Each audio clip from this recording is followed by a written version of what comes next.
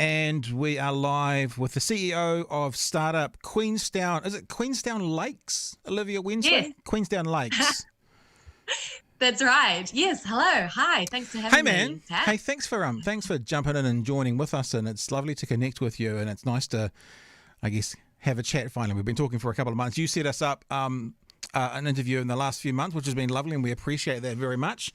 And that's kind of got me to find out a bit more about what you do, what you have been doing, what you're about, and in doing so also find out some of your backstory, which I'm fascinated with. So I thought it's going to be an awesome lot of fun to have a bit of a chat with you. So thanks again. Yeah. Looking forward to it. So yeah, I enjoyed your chat with John, and he said he enjoyed catching up with you. So he's an awesome guy, isn't he? He was like your tester, to make sure I was safe. Is that right? Yeah, pretty much. I was like, okay. John said you're legit. So he's got such a cool background, like working at Facebook for 10 years and just what he's done. It's just amazing. And he just lives four doors down from me. He's my neighbor. Oh, that's so nice. I do have some friends who legitimately, they work in more kind of conservative areas of the world, who are legitimately a bit concerned about coming and doing podcasts with me in case they say or do something. It's probably easier like this because you're safe in your bubble. But if you're here and we were cracking the vodka or the gin, I think people are a bit. Some of my friends, contacts are a bit worried about doing that. So we'll see. We'll keep working on them. Funny. We'll keep working on them. Hey, that's how you meet the best people, is taking a risk, putting yourself out there, and you definitely meet the best people that way. I had a really interesting email 2 weeks ago, and it was just requesting to meet me for coffee. It was just no background, just a name, and I was like, this is really kind of weird. It's a bit dodge. And I was like, oh, and like go to Google, couldn't really find much, and I was like, And then eventually a mutual friend said, oh, by the way, I gave this guy your email address. He's legit. He's all good. It's fine to me. I'm like, okay. And it ended up being one of the most interesting conversations of my life. This guy, he founded a massive, massive tech company in the States, wow, which has a revenue of $2 billion a year now in Whoa. the US. And it was just staggering. It was just amazing to meet this guy who was just so accomplished. He's done epic things. And if I hadn't, it was funny that like if I hadn't put myself out there and just gone and met he was a stranger essentially for coffee, I wouldn't have had this epic conversation for 2.5 hours. Wow. Just shooting the breeze and just talking about huge ideas. And it was just amazing.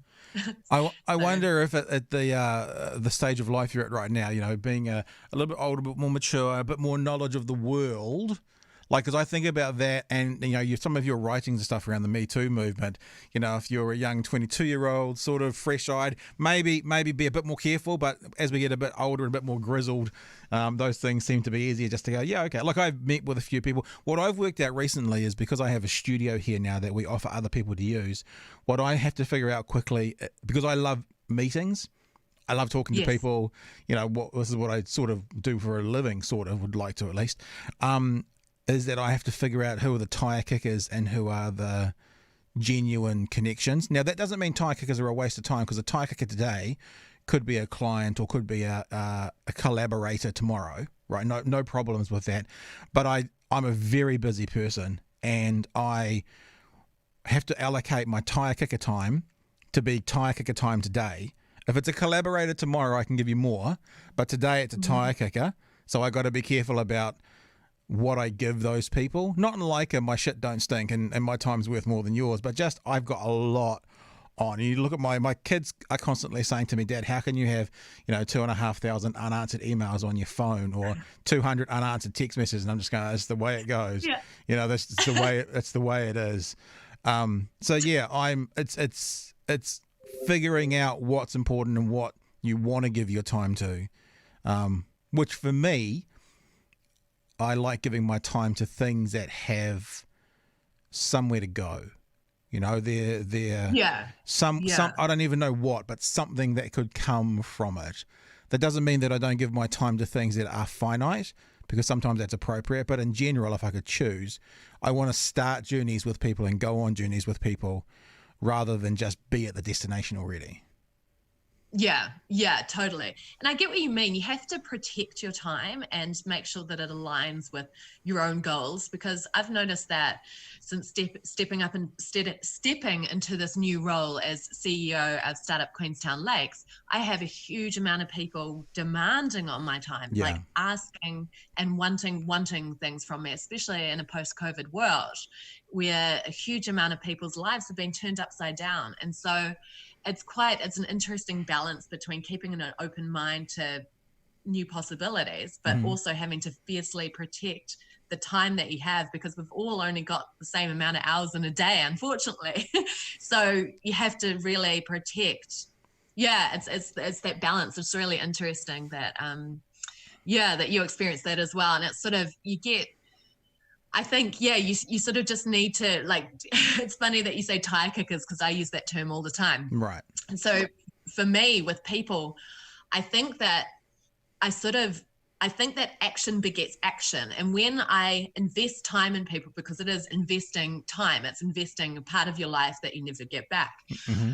Whenever I sort of go down an avenue and looking at an opportunity, and this is working with all the entrepreneurs that approach me and a huge range of stakeholders, people need to have put their thoughts into actions. Yeah. There needs to be some kind of momentum, because a lot of people, talk is cheap, but people that actually get things going are really, so that's sort of what the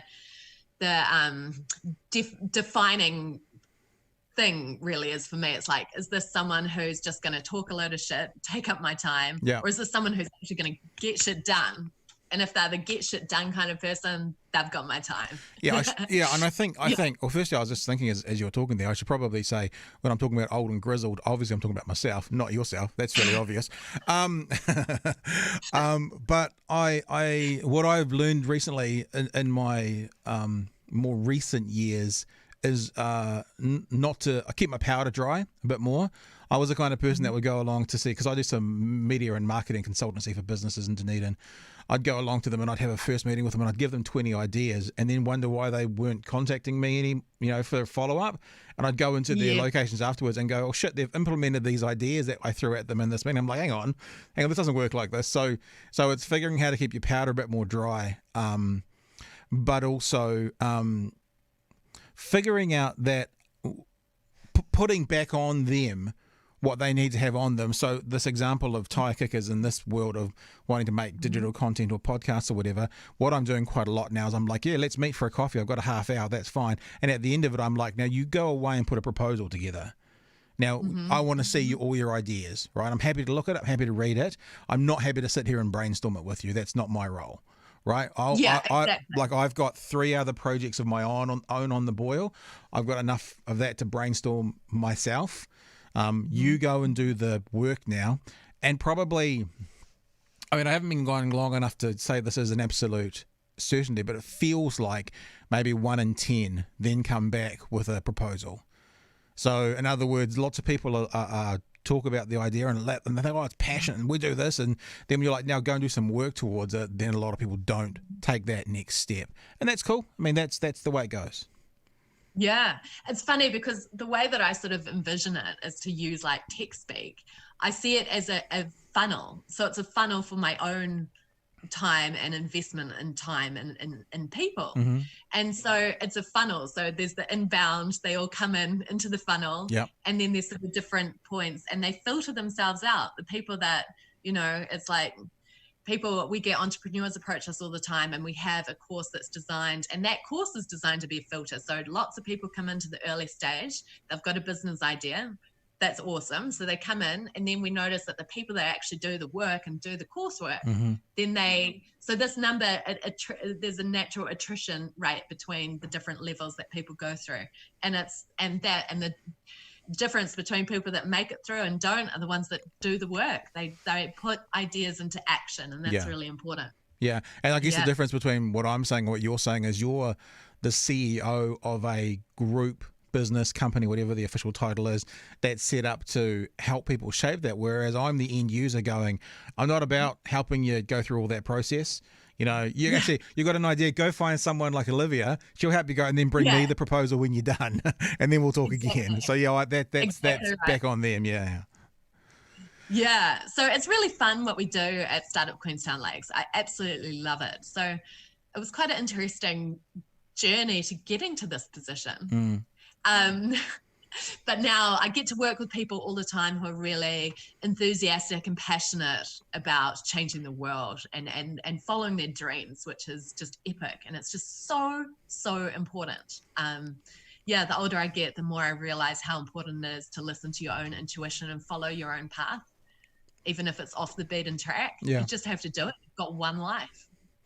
Your background is in lawyering, being a lawyer. Yes. Yes. Do you have a background in startups yourself? Like, have you had a little tech company? Have you tried a little thing here and there that's led you to this? Or is your skill set more that from the lawyer point of view, you can help people get through things? Or, you know, so what have you done yourself as a startup? There's an interesting sort of background to all of this. So this is going way back. Okay. So when I was a kid, when I was about 10 or 11, I was very distracted in class and very just not normal. And the teachers, I had some teachers that would think that it's just me being a bit of a shit, but I was really fortunate enough to have a teacher that recognized, and I hate saying this, it's not, but I mean, that's the stupid Kiwi thing as well, the tall poppy. But he identified that I was gifted at the time with, like, I was ahead basically of my class. And so I was getting bored because it was just too easy for me what I was doing. So what he did was he identified that and sent me extra coursework, and part of that was computers. So I was about 10. I was probably 10. So this is back in 1995. So I was really fortuitous to have, I was at a school where the principal was an early investor in Apple computers. So and like looking back for that time, to have a whole suite of Apple computers at our school and in our classroom was highly unusual. Right. So basically I was given extra computer time compared to everyone else because I was ahead of the class. So I got to spend a lot of time mucking around on a computer and learning a lot about it. So that was sort of what sort of started my interest in this and in the whole tech scene. And then I was really, really lucky to have an uncle who he saw that I had an affinity for computers. And so he bought me a home PC when I was 12. So then what I used to do is every single day, I used to come home from school and literally spend hours and hours on a computer, and I loved it. But what happened is with school, it was never sort of made clear to me that a career in tech could be an option for me. And right. I don't really know why. I guess the perception I had back then is if you were going to be in tech, you had to be a developer, and that's the only career path. So it sort of didn't seem like a natural fit because there's a whole load, well, now I know there's a whole range of different careers you can have in tech. Yeah. So I sort of shelved my passion for computers and I pursued law because I was really strong at English and that seemed to be a natural fit. So, but it was pretty apparent as soon as I started studying that it wasn't right for me. And I wish back then that I'd trusted my instinct. Wow. But you do 1 year and you look back and you're like, well, I'm a year in and I've got to get a degree, so I'll do another year. Then you look back, I'm 2 years in, so I'm kind of stuck. And back then, when you're a kid, you don't really, it's a difficult decision to make and you don't know who you are or what you want from life. So I finished law and then I got a career in law. So I graduated during the GFC and I got a career. I just grabbed the first job I could. I was really lucky to get a job at that time because it was just as like the GFC was getting bad. Mm-hmm. So I got a job in civil litigation. So I did that for 2 years and hated every second of it, but tried to push through. And I just thought that the grind would be worth it one day. But my gut feeling was like, this is not a natural fit. I went to Singapore then for a couple of years where I worked in-house counsel as a lawyer for an investment bank there. Again, it was just not me, but I was stuck in this career. Right. Thought I was stuck. The perception was that I was stuck. Yeah, sure. So I hit this, I had basically just this realization that I just hated everything about practicing, almost everything. There was something, it just wasn't, it was just against every fiber of my being. And when you're in that position, you just have to, I made the leap, and I decided I'm not doing law anymore. I don't care what I'm doing anymore. I just can't do this. And this is after 9 years of hard grind. And it was a huge decision, but I just came to this point where I just can't keep going, which was massive and really, really hard. And I just sort of, hit rock bottom really. I was like, I don't know what I'm doing. Don't care. I'll just go do any job. I don't care anymore.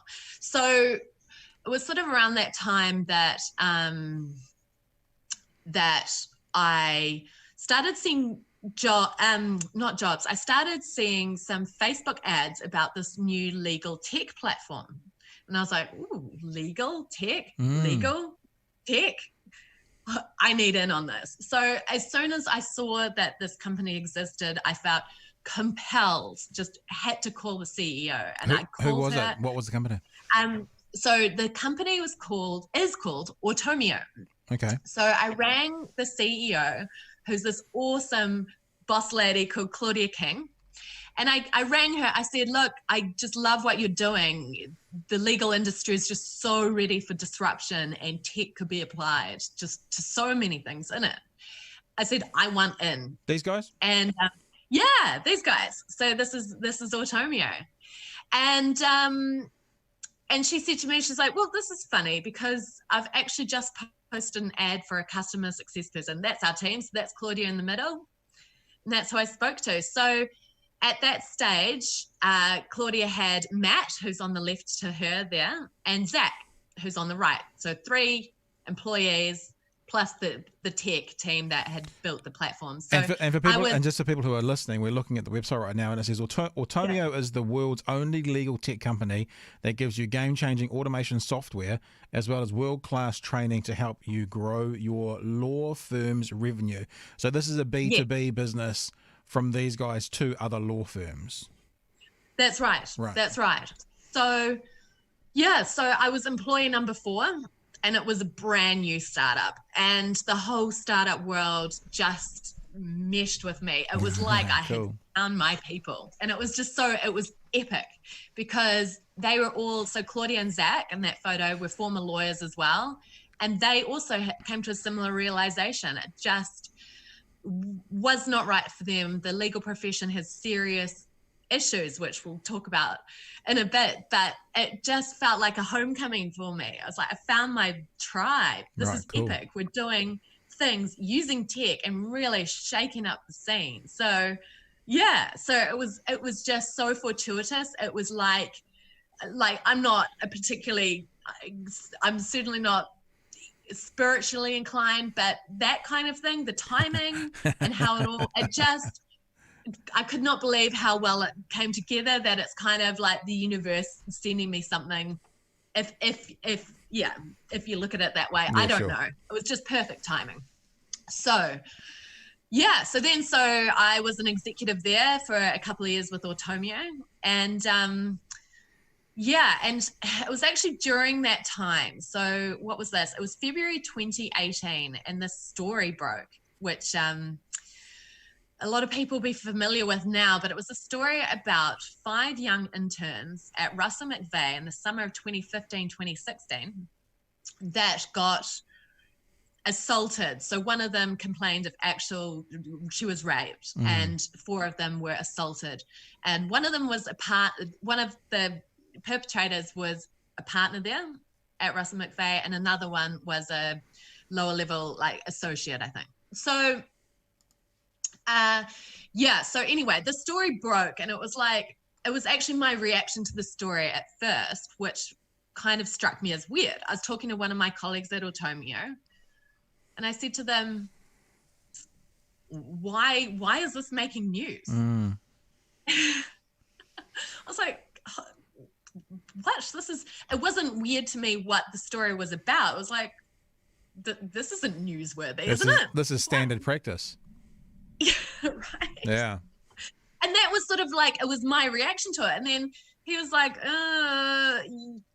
yeah, it is kind of a big deal. I can see why it's made the news. And then it was my reaction to it. I'm like, oh, okay. So my whole experience in the law was not normal, or was it? Or is it that nobody's talking about it?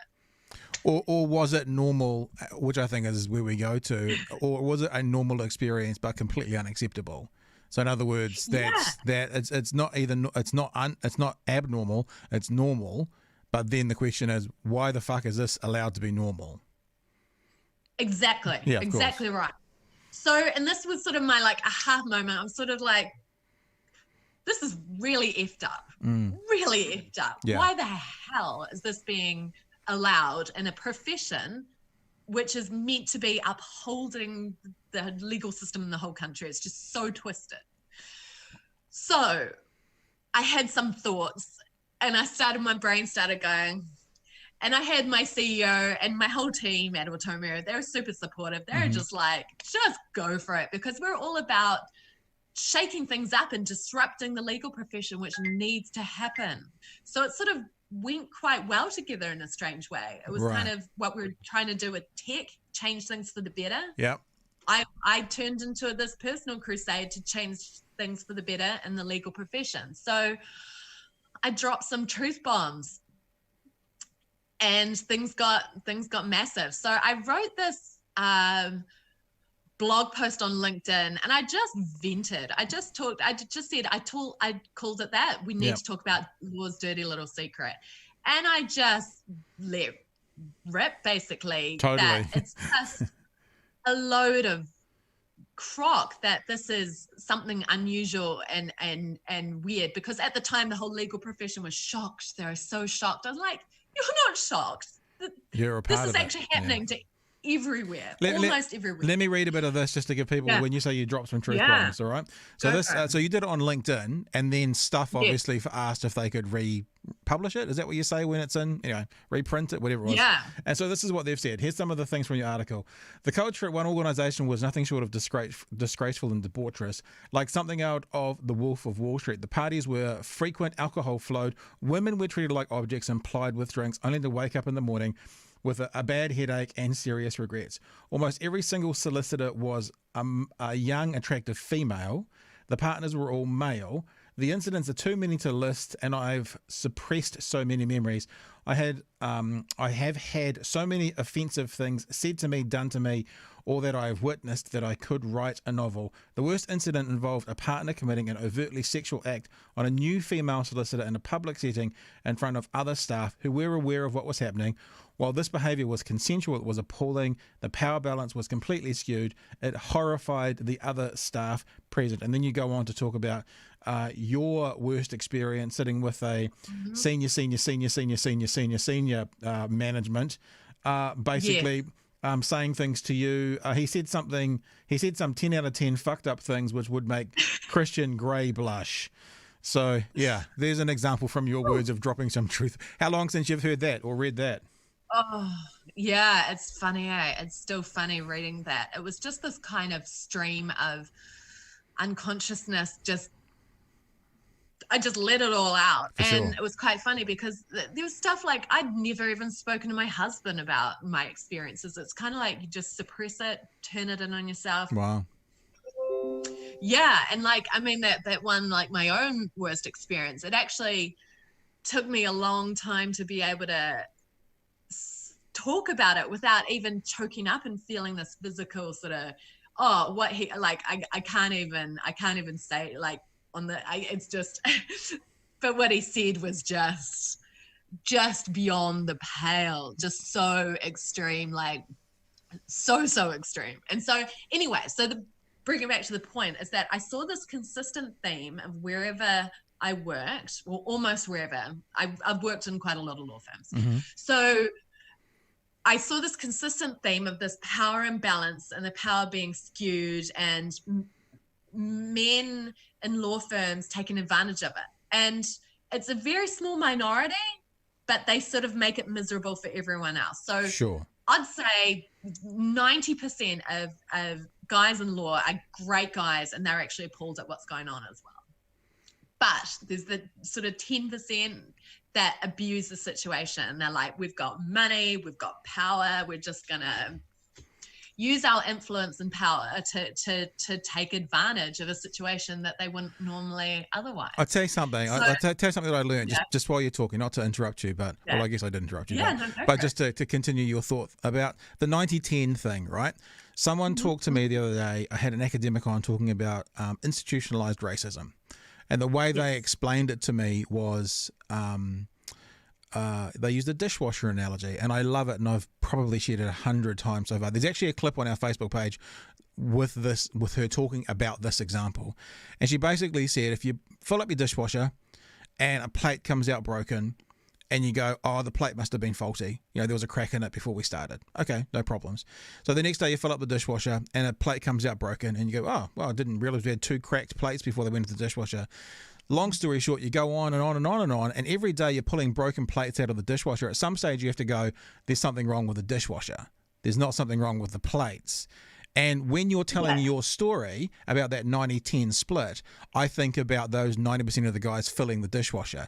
It's like once you realize that the dishwasher, the institution is broken, you then actually you must do something about it. Using the analogy, we must call in the dishwasher repairman, or potentially, we're hearing about defund the police, which is a conversation in itself, but or potentially replace the dishwasher.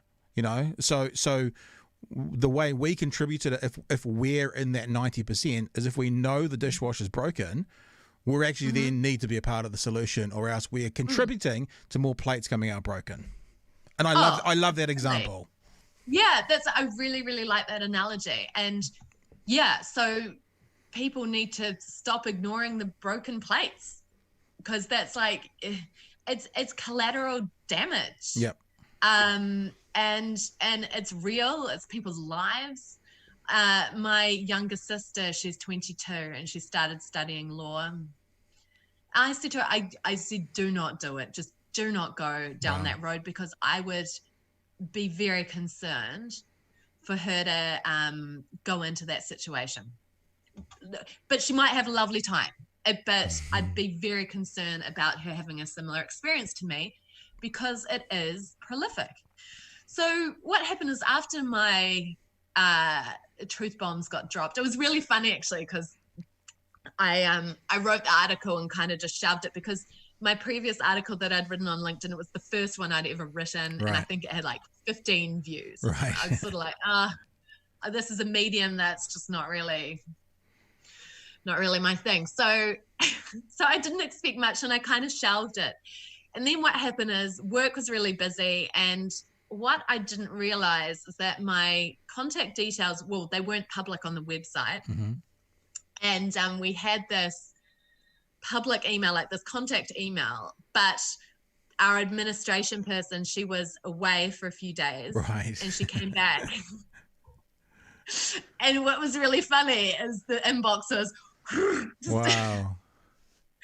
It was hilarious. And it was all like national media wanting to interview me and publish a story, and it was so funny. So I just inadvertently like walked into this firestorm, and then once it got national media, then it just went viral. The article, they linked to it. It was just insane.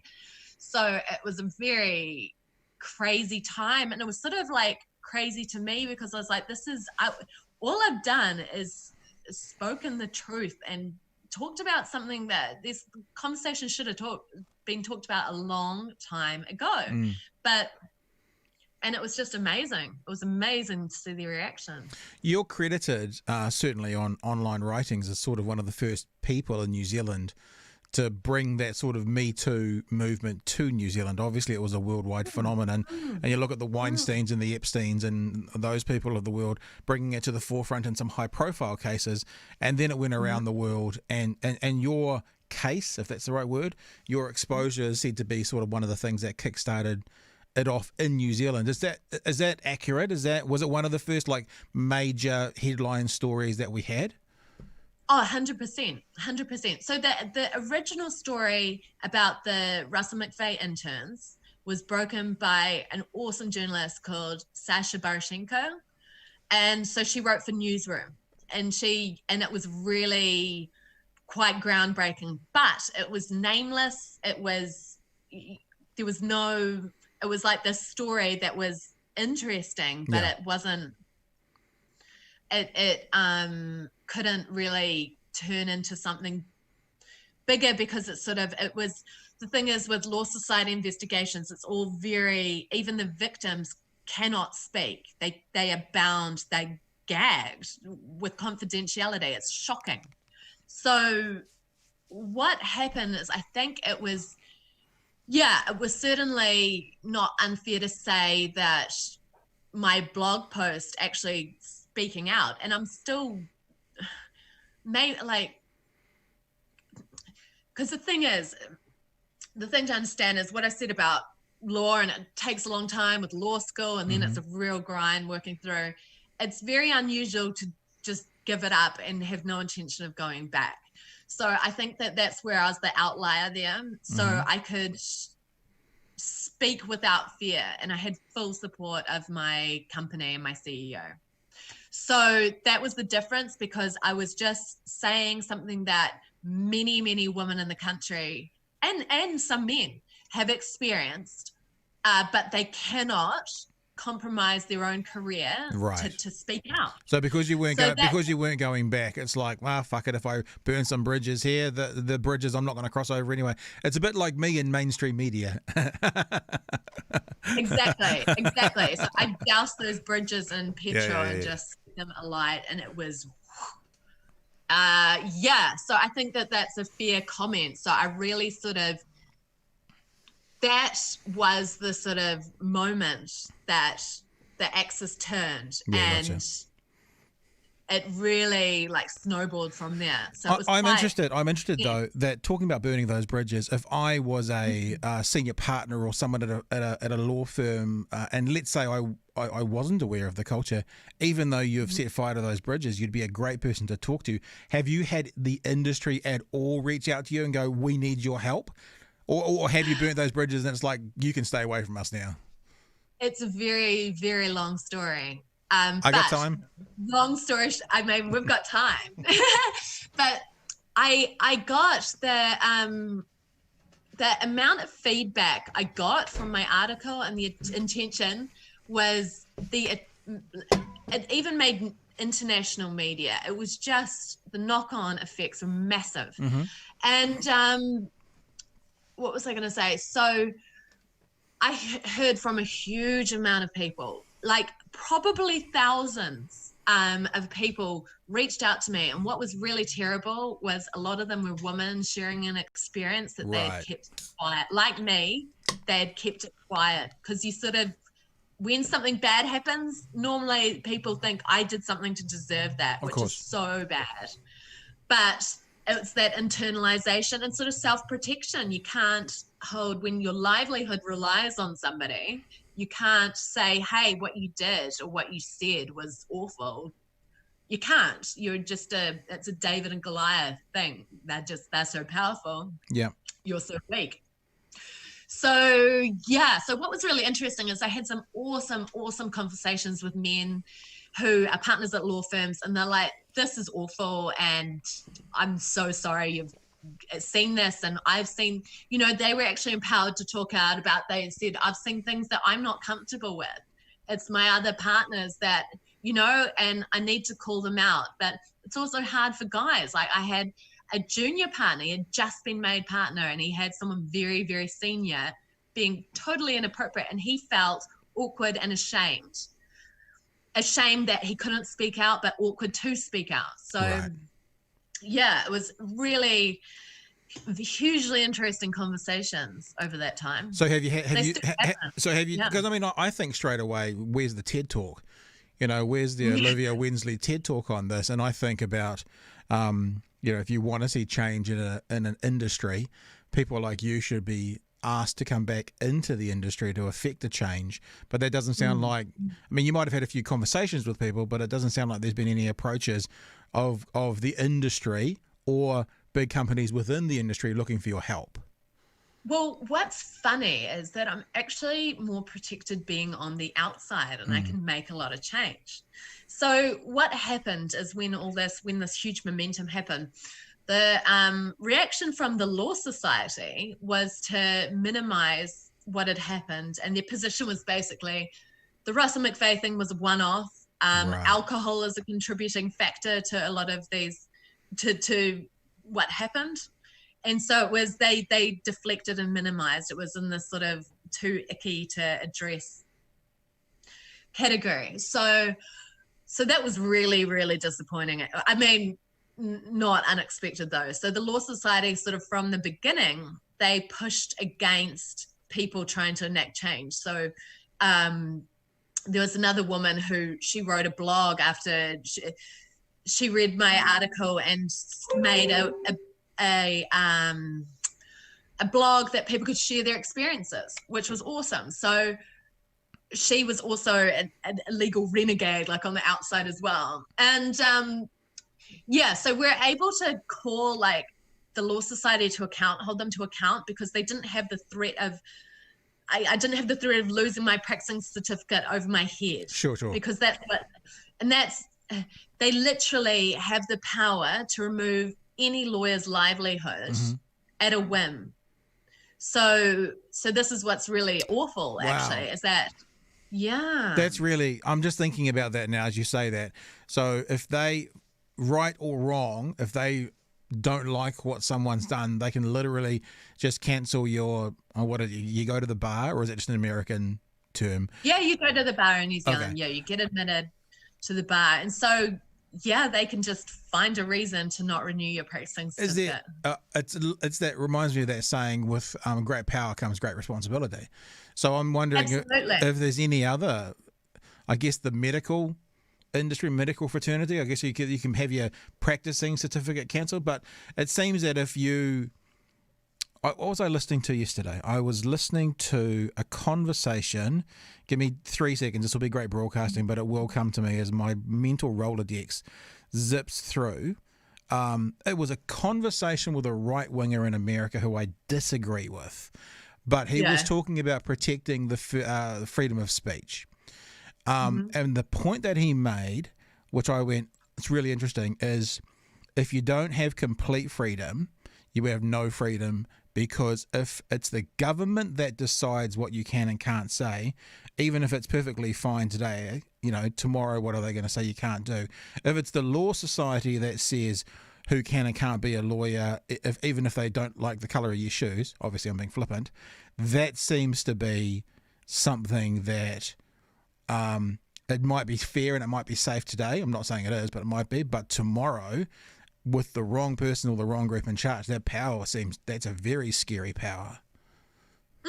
It's terrifying, and this already happened. So the power that was in charge decided we're going to work against the calls for action here, and we're actually just going to suppress things. So what's happened is the woman, the young interns, made a complaint 2.5 years ago. Yeah, is that 20? Yeah, time's flying past. So 2.5 years ago, a formal complaint to the Law Society. And the whole thing happened in the summer of 2015, 2016. So nothing has happened. There's still it's just tied up in the Law Society. And they could take forever to make a decision or hold anyone to account, because it's just it's this weird kind of cloak and daggers process. So you don't even know who's making the decision, which is quite funny. So, it's horrifying. It's not funny. It's horrifying. So the Legal Standards Committee make a decision on whether a lawyer acted ethically or not. And the people that are making a decision, you don't know who they are. Right. So it's your peers. Right. And they make a decision, and it's so opaque. It's terrifying. So then they make a decision, and then it can be appealed. and then another decision's been made. So then this is lost. The woman's complaint is just lost in administration. And what's interesting is during this time, I've brought a complaint for someone else not to do with sexual harassment, but a legal ethics complaint. Mm-hmm. And it was quite a complex one. And it is over and done, and the appeal's been finished already. So with it, like in a shorter time frame. Mm-hmm. So it's just not right. So that they're tying up this thing, and it's just so unfair for the victims because they still have no justice. They still have no resolution. They're just in limbo indefinitely if the Law Society decides. It's very, very strange and deeply ironic, tragically ironic that these people are meant to be upholding justice. That it's just like, and the other thing that's really interesting is how the Law Society is structured. So in other countries, there's actually the regulatory function and the administrative function. So administrative function issues the practicing certificates and does the training and the courses. The regulatory function actually disciplines and does the regulatory, make sure that lawyers are following the law. All right. So in New Zealand, it's the same thing. So you have this weird thing where lawyers like Russell McVeigh, their law firm, they've got a couple of hundred lawyers, they'd pay, literally in the past have paid millions to the Law Society. Mm-hmm. So they're both a client of the Law Society, but the Law Society is also charged with punishing them. I mean, that's just going back to the same thing that happened in the global financial crisis when the AAA rating places were getting money from the groups they were then rating. It's obviously the definition of a conflict of interest. It's literally the fox guarding the hen house. Yeah. So there's no incentive for lawyers to complain to the Law Society because they'll get blowback because they are risking their livelihood, and there's no incentive for the Law Society to punish and bring charges against firms like Russell McVeigh, which gives them a lot of money. So there's not, it just doesn't work. It seems that I use sometimes overly direct words, not for the sake of flippancy, but for the sake of expedience in conversation. And it comes across like no one cares. Because I think you're looking at what's happening in America at the moment with Black Lives Matter. It's like that fight's been going on, well, forever. And it finally seems it's got to a tipping point where people outside the area outside the people affected are giving a damn. And so whilst in the past politicians have been able to say, no, now the groundswell is so high in that movement in America that politicians are having to come through and back it and remove laws and change laws. And so when I say no one cares, I guess what I'm saying is it would appear that for institutional change, especially around a profession or a group that has policy written about it, legal policy written about it, and political policy written about it, there needs to be a groundswell. And you probably saw that at its height in the Me Too movement around the Epstein and Weinstein. And what has it lost traction? Is Me Too going to be? I've been watching the Big Fat Quiz, Jimmy Carr's Big Fat Quizzes over the last few days, and it feels like maybe that was a headline from the 2018 episode, but it's not going to come up again in the 2021. Oh, absolutely. And these things do lose momentum. They do. Movements lose momentum, and I was actually stunned at the momentum it got in the first place. Right. Because it's been like this for so long. And that's why I was shocked that mainstream media was reporting on women. I mean, and it's an extreme case, like a 20-year-old getting raped at one of the biggest law firms in the country, which does a lot of governmental work. What? Yeah. But it's just being swept under the carpet because, it's just in the too hard basket. And the thing is that a lot of lawyers aren't happy with the Law Society. The Law Society, by luck. It's a very old, it's 150 years old. Yeah. So they have a monopoly on the regulation of lawyers. So they can't, it's this weird sort of, the Law Society is beyond reproach for lawyers who are very afraid to speak out, which is why I was fortunate enough to be given a platform, because no one else can. No one else can speak. So journalists call me all the time. They're like, do you have a lawyer that can talk as well about, like, you can try, but you're not going to get anything on the record. And that's where you need to have a partner or partners in a firm, kind of speak. And it's amazing that doesn't happen. I also wonder for the whole Me Too movement, I mean, we're talking about the legal profession here, and then maybe that's how the general public can remove themselves a little bit from it, because, you know, we're not part of the legal profession. Whereas, you know, I mean, I know Ali Moore is sort of the Me Too reporter at stuff.co.nz, and there's many more than just the legal profession going on. How do you think that's going? I mean, the other thing I wanted to talk to you a bit about today is, I guess, not the flip side of the Me Too movement, because there isn't one, but has there been any downstream effects, do you see, like negative ones, from the Me Too movement? You know, you're constantly hearing people say, well, I don't know what to do now. I don't know, you know, can I compliment a woman? I mean, even when I said earlier that we were talking about whatever phrase I used for a terrible looking human being, I was talking about myself, not you. I mean, in some parts, that's referencing that you're a better looking human being than me. Is that a bad thing? And I also noticed on your Facebook page, actually, I might even show it. I'll show you this picture. This is a great picture, by the way. You're having so much fun in this photo, right? Yeah. There are comments on this that say, wow, absolutely stunning, beautiful lady, gorge, beautiful, and they're all from females. And I just thought, when I saw that, I just thought, in this Me Too era, could a guy go on, you know, a Facebook page and go, you look amazing, or if we got to a point, and the other thing I was going to say, if we got to a point that we're in such a rebuilding phase, there's this flux at the moment that we don't know what to do. And actually, Ali Moore the other day, who I like, and I like what she reads, she did a piece on another AUT academic, and for those who are watching, we'll see this tweet that I put up, and she shared the piece that she wrote about a second AUT academic coming out, and her tweet says, please approach this sensitive story with some maturity, no kink shaming. You will be blocked instantly. And actually, the story is about this man doing some pretty horrific things. A senior AUT professor deluged college for years with unwanted talk about his intimate life and pictures of Japanese bondage practice, and his actions have damaged the university's international reputation, sources claim. Yet at the same time that we're reporting the story about this person who is, I guess I should say, alleged, even though it is in print, to have done these things, the person reporting it is saying, but don't make him feel bad.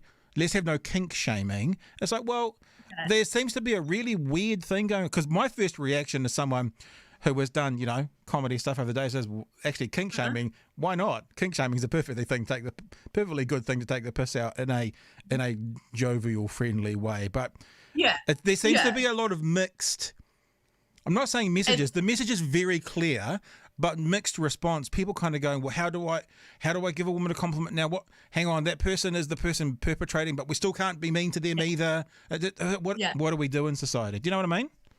It's a dichotomy, right? Yeah. But it's sort of, it's been an interesting one, and people, it's an interesting point that people make about the Me Too movement, saying, which is funny because like the whole like Me Too thing, it just sort of got tagged with it what I was saying because of like months before the Weinstein thing happened. So it was not really a tag that I wanted to use or whatever. It just sort of happened.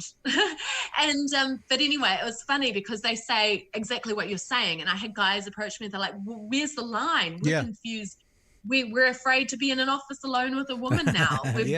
What? So it's really, and I mean, it's, the sad thing is, it's the guys that are concerned about this stuff are the nice guys, the ones that are like, oh, I'm really worried now. Should I be worried? No, you're not the ones to be worried. If you're worried about that, it shows that you're not that way inclined, which is a weird thing. So what I say and what my advice is when I have these conversations is that, you need to look at a few things. First of all, it's power imbalance. Mm-hmm. So do you pay their bills? Right. Does their livelihood rely on you?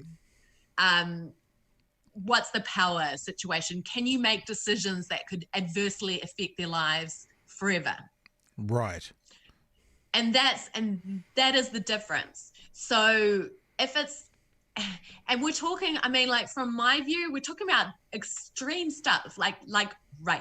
Like, should a boss be allowed to sexually assault his intern? In no way is that acceptable. Of course. Yeah.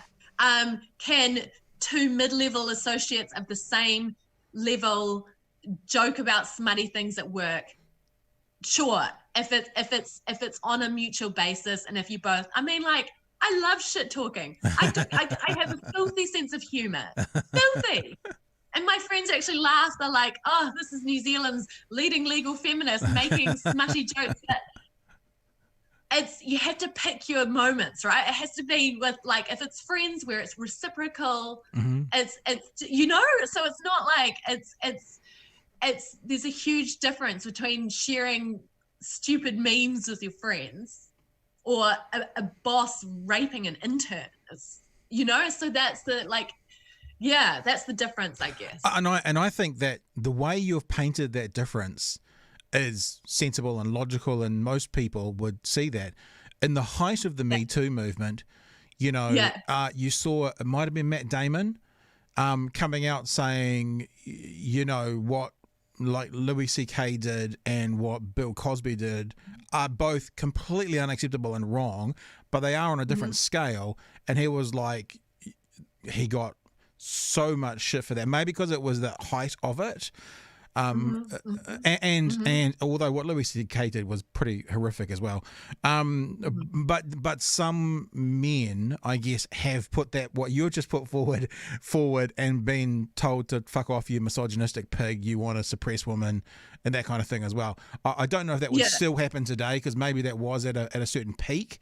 Much like if you got out there and supported the police today in America, it would be probably the wrong time to do it. But in a year from now, maybe it'll be a different conversation. Because I guess the flip side to what you're saying as well is we can't of course condone light-hearted harassment either. Rape is a really easy one to go, obviously, but making someone feel uncomfortable should still not happen as well. And maybe that's where the confusion is, and people err on the side of, well, we better do nothing at all. We better not sit in a place. We better not have lunch in the staff room if I'm the only guy and she's the only girl, because who knows what someone may think of that. So it just comes again to that: is there a power imbalance?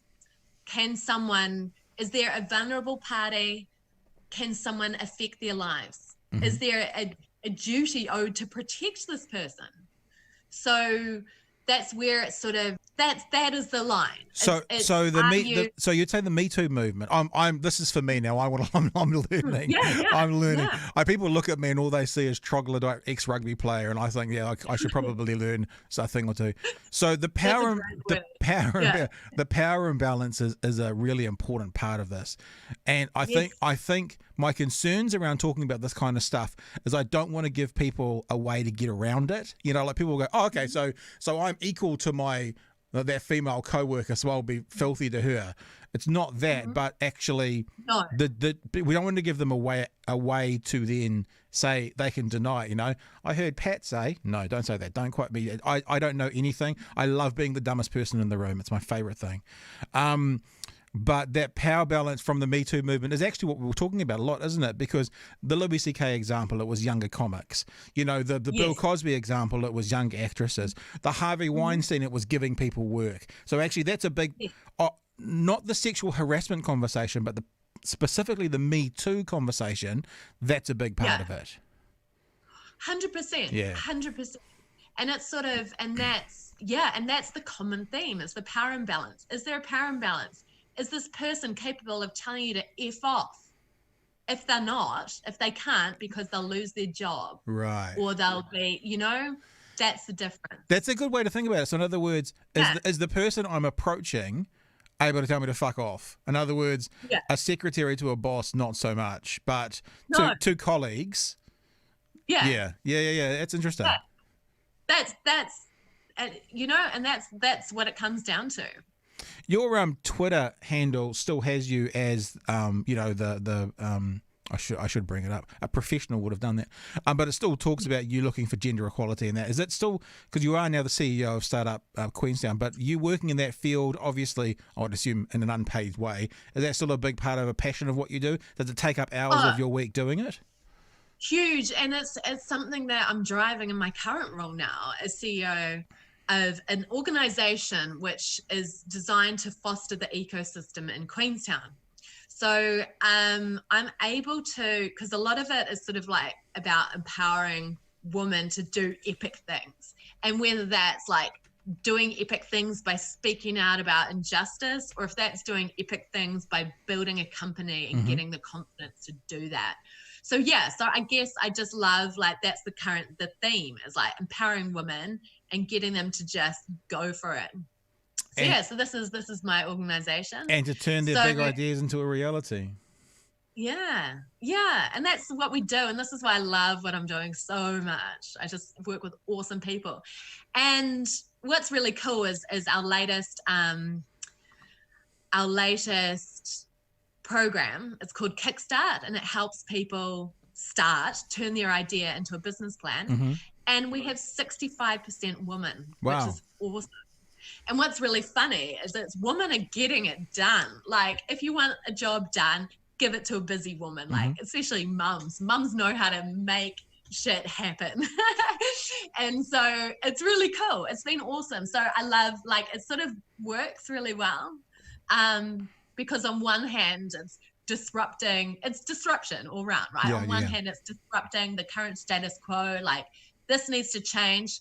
Then from a tech angle, startups, it's like, how can we disrupt the status quo and do epic things? So yeah, it's been really fun because I've learned through this whole experience and this whole thing, like, as a vulnerable new lawyer, I never ever thought that I'd have this power to have the flipping law society be afraid of me and what I'm going to say. You know, like, it's quite funny, like, realizing that you have your own power. And I've also learned that you can literally do anything. Literally, like, there's nothing, sort of like one person can change the world. Yeah. It's just, you can. It's really quite been an amazing journey in that way. It's interesting. Yeah. It's interesting to think one person can change the world, and it goes both ways, for better or for worse. Because as you said, one person changed the world. I thought Zuckerberg straight away, and then I went, yeah, is it a good change though? Is it a bad change? I don't know. It is a change though. So yeah, it's and so your work with startup Queenstown obviously has been halted pretty severely in the last couple of months because of COVID. Yeah. But you are, my understanding is, and talking to John before as well, is that you guys would like to turn, and I think it's a bit of an overused phrase, you hear it a lot of people saying it, but, you know, the whole kind of Queenstown into the next Silicon Valley. We've got a group of kind of startup guys here in Dunedin, and not even just startup guys, but guys who are doing it in the tech world, down on a little precinct called Vogel Street in Dunedin. And they've, you know, I've known a couple of them for 3 or 4 years, and they've been saying that for 3 or 4 years about Dunedin, because you know, we beat Queenstown and got Gigatown here first. So that's, I know that's sort of what happened. And that's a really sore point, because I was on the Gigatown team. In Queenstown. I know. Well. And you know what actually happened with that? You know how you guys let me just say, I don't. I moved to Dunedin. Sorry. The weekend. Like, I left Auckland and moved to Dunedin. It was, I guess, 6 years ago this December. The weekend it got awarded to, so I was literally driving from Auckland to Dunedin when it was awarded to Dunedin. So I know nothing about it other than I love I think I've got about 600 meg upload and 999 meg download. I quite like that. But other than that, I don't know too much about it. So tell me. Yeah, so that was sort of how, it was funny. So 8 years ago, I think. Gosh, time is just at the moment. No, it must have been more recent than that. It was. I was new to Queenstown, so I wouldn't have been in Queenstown for more than a year. And the Gigatown committee was going, was happening, the Queenstown competition. So being the self-confessed nerd that I am, I was like, yeah, I went in on this. So I joined the committee, and that was sort of when I had the realization that Queenstown is the perfect destination for tech. Perfect. Other than Dunedin, obviously. Other than Dunedin. Dunedin's cool. I'll give you that.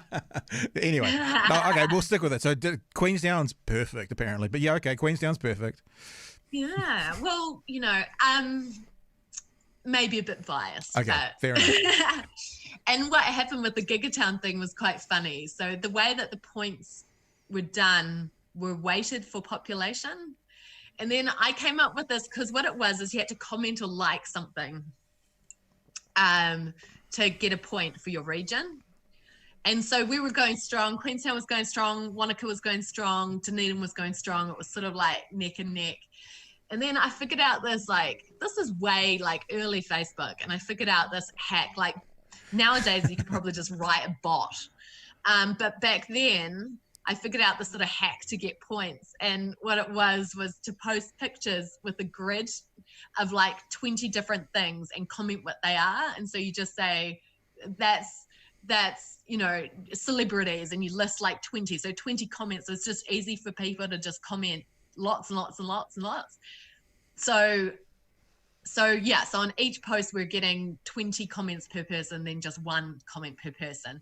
And so that kind of broke the system. Our points started skyrocketing. And then the organizers said, okay, right, now we're just going to open up the playing field, and it's just going to be whoever gets the most points without weighting it for population. Oh, that's not fair.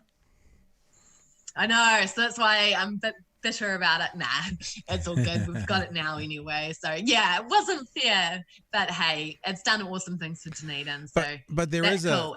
This part of the world, there is a lovely kind of dynamic between Dunedin and up into Central as well. I mean, we're only 3-hour drive away from each other, and you know, I'm sure for those billionaires who have bunkers up there, only a 40-minute you know, helicopter flight away sort of thing. So I think it's quite nice that there's the possibility of collaboration between two areas who are geographically so close. And if you're going to be talking to people in tech, especially if they've got capital and they're successful at tech, there's every chance that they've got a business in Dunedin and they've got a house in Queenstown anyway. So I think that's a fairly common occurrence in this world. That's right. And so I know the people at Startup Dunedin, an awesome team there, and we collaborate a lot. Yeah. And with them down south in Invercargill as well. It's kind of us three. We're kind of the southern collection really of startups, which is great. It's so good to collaborate. I'm a big fan of collaboration. Mm-hmm. So yeah, so basically Queenstown now post-COVID, the economy has just gone, which is awful. Yeah. But I mean, this is why Startup Queenstown Lakes was formed, was to diversify the economy, because there was a recognition that we literally have all our eggs in the tourism basket. For sure. And now worst case scenario has happened, and so it's not good. But I'm sort of really giving out this message of hope, because I am actually excited about the future opportunities for tech. So what I'm seeing in a post-COVID world is there's this perception that New Zealand is an awesome place to live because we beat COVID for a while. and it's just people want a place, a safe haven now. So yep. I'm getting inquiries all the time about people who want to relocate to Queenstown, because the other interesting thing that's happened is everyone has realized they can work remotely. Yeah, of course. Look at you, like you're at home. I'm at home. You can do whatever you want. My kitchen is literally right up there. Yeah, it's great. So people are sort of, this mindset shift has happened now, and they're going, okay, so maybe I'm not actually constrained by my own mindset of what work is and where I can work, and let's go live somewhere awesome. I think there's another thing coming as well, which is not just the remote working from home, it's the multiple locations. There's a company in Dunedin, you may or may not know of them, they're called Mixbits. They're a video platform. They make video. One of the founders of it was one of the guys, one of the team who founded YouTube. So, you know, they're obviously involved in video. They have an office, I believe, in San Francisco, and they have an office here in Dunedin. And on the wall of their office in Dunedin, there is a big screen TV and it shows their office in San Francisco. And on the wall of their San Francisco office, it shows their office in video form in Dunedin. And I wonder, that's sort of one more step beyond just I can work out of home. But I wonder if what we'll also see is some of these bigger companies, bigger groups saying, hey, let's have an office in region XYZ of country XYZ because, you know, I want a billionaire bunker in, you know, Queenstown or Wanaka or somewhere in the Blue Mountains in Australia or whatever it is, and you know I can do all my stuff from there, but we can also have a little office. So I think there's two ways that could happen, and I think it's really exciting. I think that would be cool, and it's also a very cool way to bring skills into New Zealand and money into New Zealand. And I'm just speaking of money, I just brought this up. This is just from a couple of days ago, and obviously this has got to do with you know, the employment thing. If you're listening and you're not watching, I've just brought up a Radio New Zealand a news item that says Queenstown unemployment from 1.1% to 18.5% in a year, and that was on the 4th of June. So you can just see straight away that thanks to COVID, and as you say, all those eggs being in one basket, potentially 1 in 5 adults in Queenstown looking at unemployment right now, and that actually I look at that and I think Occam's razor, logically, there's probably a whole bunch of people who are you know, seasonal workers who have also left Queenstown, I would think, which means that's of the people remaining. So if the seasonal workers had have stayed there, I don't know, maybe it would have been 30%. Who knows? Yeah, anecdotally, I'd say it's more than that. Yeah, right. Wow. Just from knowing how people I know have been affected. Well, because also the unemployment figures don't ever show the underemployed figures, and the underemployed figures are the people who were working 40 or 50 hours a week and are now working 20. They're still employed, but they're in the same boat of paying mortgages and costs going out, and they're not reflected in the unemployment figures. That's right. So what's interesting is times like these, like we are seeing disruption, and times like these is actually when innovation happens. Yeah. Because people are forced out of their comfort zone and they have to think in an innovative way. So I'm seeing massive surge in people being interested in actually taking this opportunity, the downtime over lockdown, the government support, like wage that they're getting, to just go, fuck it, I'm just going to go for my dreams, which is awesome. Yeah. It's so cool. So that's really interesting. That's sort of the flip side of, there's a lot of devastation, but we're seeing some really interesting people doing interesting things, and people are sort of coming together, and it's sort of really forming the startup community in a cool way, which is really strange, but it makes perfect sense when you think about it. Yeah. And I guess if you've got no other choices, like if you're already at a position where you're at a dead end, you can't do anything, then you might as well do something. You might as well do exactly. If you can't do anything, you might as well do anything. You know what I mean? If there's nothing left to do, then do something crazy and new you've always wanted to do. Exactly. And it often takes a moment, like a lot of the entrepreneurs I talk to, it often takes something in their lives to happen to sort of, it's the pivot point. Yeah. And quite often it isn't by choice. It's someone's been forced in a way that's beyond that, but it actually, in a weird way, ends up to be much better. So, I mean, like looking at how my life's been shaped, I faced sexual harassment in law. I hated it. I came to that difficult decision. I was like, I'm just changing paths because I can't do this anymore. And it's actually put me onto a path where I'm using my strengths every single day. Mm-hmm. And I'm in a zone now it's really interesting. I've just pulled up here. This is interesting. So in the last recession from 2008 to 2009, the following startups were founded: Uber, WhatsApp, Pinterest, and Airbnb. Wow. So those founders were all, you know, they may have lost their jobs. It was during the recession. So they decided to just think in an innovative way. And now look at what's happened. And so I'm seeing this all over the place. It's very, very interesting. I follow Mark Cuban, who obviously is an incredibly successful tech billionaire. And I've Yes. heard him often say, he's on that program Shark Tank as well. So, you Yes. get a little bit of it there, but I read a lot of his stuff and follow him outside that as well. But he is well known for basically saying, if you're not all in, you won't succeed. In other words, Yes. people who go on that program and they want support for this thing they've got going on the side, they're never a good investment because they're reliant on their income elsewhere. At the moment, I wonder if part of this, and the companies you've just read could be an example, if it's a lot easier to be all in when you've just lost your job and you've got nothing else. So I wonder if that drives innovation and goes, well, I mean, I was relying on my salary at the jet boat company last month. Now I've got nothing. I might as well give this new app a crack, and I've got what I'm wealthy with is time. So why don't we use all our time to do what we want to do? Exactly. And that's what, it's very, very rewarding to sort of decide that path and to make that decision. And it's hard. It's really hard. But it's interesting. I'm reading this book at the moment, I'm rereading it, and I recommend it to everyone and all the entrepreneurs on my journey. And I actually learned about this book because with the previous startup I was in, we got some coaching, some mentoring from programs in the States. So Silicon Valley Pros and so they recommend this book called The Big Leap. It's by a man called Gay Hendricks.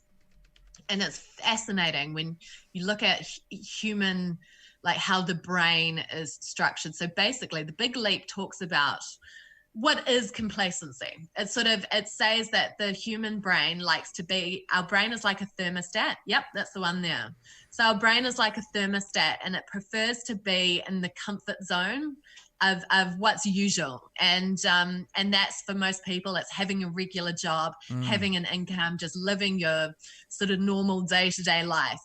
And what's stopping people from, it's called the big leap. They stay in their comfort zone. And what happens is if they get some professional success or something really good happen to them, they get pushed up and their brain feels extreme discomfort. It's actually really discomforting when you're in this zone that you're not used to being in. So then the book talks about how the brain tries to regulate itself, and it will start serving up some stress hormones in some way. And it will be in a way that's totally unrelated. You'll pick a fight with your partner. Yeah.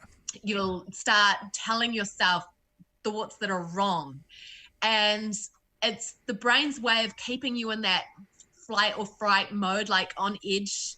And because that's where the brain is naturally comfortable. It's naturally comfortable in that it's sort of bringing you down. It's like, oh, you're getting a bit too lofty. Let's just bring you back down and just keep you in this box. So people get stuck in these boxes and they think they can't get out. And sometimes events like this, when they're just forced to, they actually realize, hold on, I'm not trapped. It's all about mindset. Yeah. Or I am trapped, but now I have to get out because there's no other option. They've got no choice. So the book's amazing. It talks about the like way back when our where it used to be fish, and that original fish made that flip onto land, and they kept going and they made that flip onto land, and eventually they started walking. And that's what the human brain has come from. It's evolved from that. So it's really interesting, like learning the evolutionary reasons why we have self-limiting beliefs and we pigeonhole ourselves into situations that we think we're trapped in. The Big Leap: Conquer Your Hidden Fear and Take Life to the Next Level. That's what it's called officially. And it's Gay Hendricks, Dricks. I put Drix because I was thinking like the gin. Yeah. It's one of those life-changing reads. I'm sending it to everyone at the moment because it's just amazing. Yeah. You being involved with Queenstown Startup, do you often or ever get approached from people outside of Queenstown, let's say outside of the southern region, like, Christchurch or Nelson or Wellington? Do they come to you for any reason, or do you just direct them back to their own incubators? If they're based there, so what we do is we deal specifically with Queenstown and lakes. So that means Wanaka. It's the whole region really. And we've got people under our wing from Central Otago because they don't have a local startup organization. So our reach is quite wide. And so what we do is we deal with people that are looking to move to the region. So if they're thinking, oh, let's set up a Queenstown office, that's my whole scope, is to attract people to the region. So yeah, so if anyone's listening to this and they're thinking about setting up a Queenstown office, get in touch. I was going to open up the Queenstown Lakes site again, but I think I closed it. Where are we? There it is. Look, hang on. See? Yeah. So this is my brand new website. Actually, I just launched it last night. Oh, really? So this is the world premiere. It is the world premiere, literally, of the new startup. So the previous branding and stuff, it was very what I call sort of a bit tech bro. And it was so unintentioned, and it was very, you know, things when you've got a new organization and you don't really give too much thought about the messaging. And I wanted to have something that reflects our community, that's really vibrant and fun. And I chose like the neon yellow because it's like this bright spark of the community, and it's kind of like we're a community of hope in a time that's a bit hopeless. So yeah, it's fun. Hey, this has been fun. Speaking of fun. Yeah. It's been a blast. I know, really good. Had to catch up in person next time I'm in town. Yeah, well, we're only a few hours away, aren't we? And you've already asked me about my tech and what I'm doing down here, so you can come in and I can give you. Well, I can't give you, because like I said, I'm the dumbest person in the room. So there is a tech director of the podcast, and he'll come in and tell you what the things are, and I'll just go, it's the thing that flashes, and he'll tell you what it's called, because I don't know. Yeah, I push the buttons. It's been a lot of fun. Thank you for joining us today. Great. Thank you for sharing some of your insights as well. If people want to find out more about the Startup Queenstown, it's just that, isn't it? Just Google Startup Queenstown Lakes, it comes up, but it's startupqueenstownlakes.com is the directory. I'm sure there are Facebook pages and all that kind of stuff that go with it as well. Yes. We're on all our socials. Yep. Hey, Olivia, cool. Thank you for joining us today. This has been a lot of fun. And as I said, next time you're in Dunedin, let's do one in person. And Thanks so much for having me. Really cool. We can make you feel at home by getting out the Kajona Distillery vodka when you come down next time, which smells like banana. It is utterly.